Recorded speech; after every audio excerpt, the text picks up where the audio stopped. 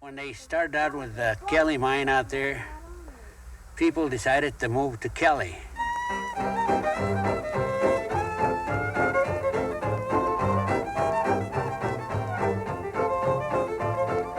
There was two guys came in and they found the sled on top of the ground. And that's where the mining started. In fact, I seen the lead on top of the ground melted. It's still there, I guess, but I wouldn't know where it is now. It was just like if you poured it out of a pot, on the ground. And that's where the mine started. J.S. Hutchison, better known as Old Hutch, staked the first claim here in 1866. But Kelly didn't see its first boom till the late 1870s when silver, lots of it, was found in the lead-zinc ores here. And then they raced to Kelly looking for a strike, and if they were even halfway lucky, maybe landing a job at one of those places that ran on 3 shifts, 24 hours a day, 7 days a week. They're still racing up here. Of course, it's a bit different today. Good job, water. Right on. Little kid ran me to death. It's a centennial run from Magdalena to Kelly, 8 kilometers, mostly uphill. Yeah, these folks are in pretty good shape. Kelly?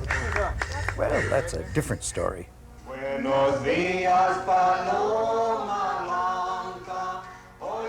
During its heyday, there were over 3,000 people here.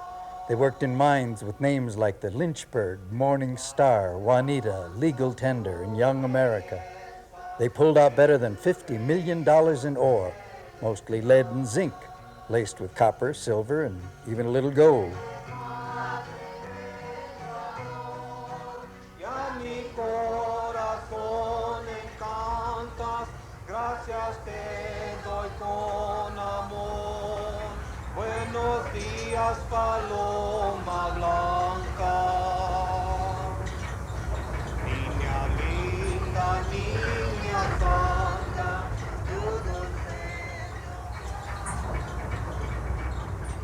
Billy Dobson's dad owned and operated mines here, including this one, the Knit.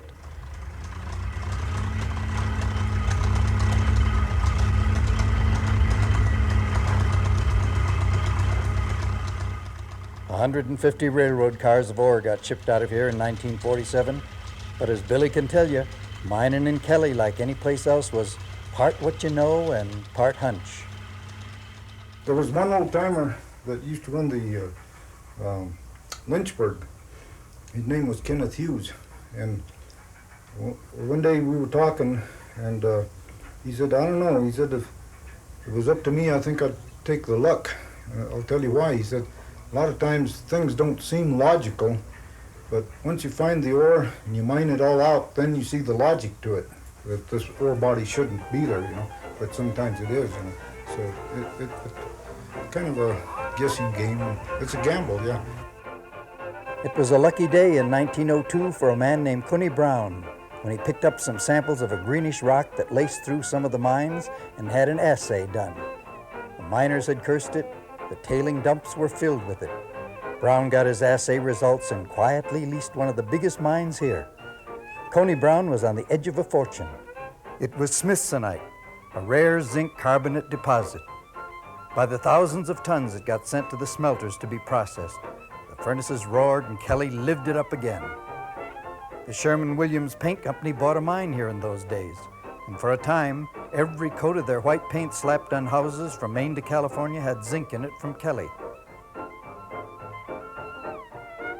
Today, nearly all the smithsonite you're going to find here is in Magdalena's rock shops, sold by the carat, not the ton. Up here, it's pretty much played out. It was a story of boom and bust, up and down, and finally busted. What really killed it here, though, is when they pulled the railroad out. There was a time there when the price of ore was down quite a bit, and when that price was down there for about a year or so, and nobody was producing, well, then the railroad pulled out, and that kind of killed the whole deal here. And the smelter don't want the ore anyway. They don't want smelters for you. Kelly played its last hand in the 1960s when the Lynchburg mine had a small crew working it. Now it's all over. There's not a single soul who lives here, but sometimes you could swear you hear voices. I guess they're just the echoes from Kelly's past, when the music played and Kelly was quite a town.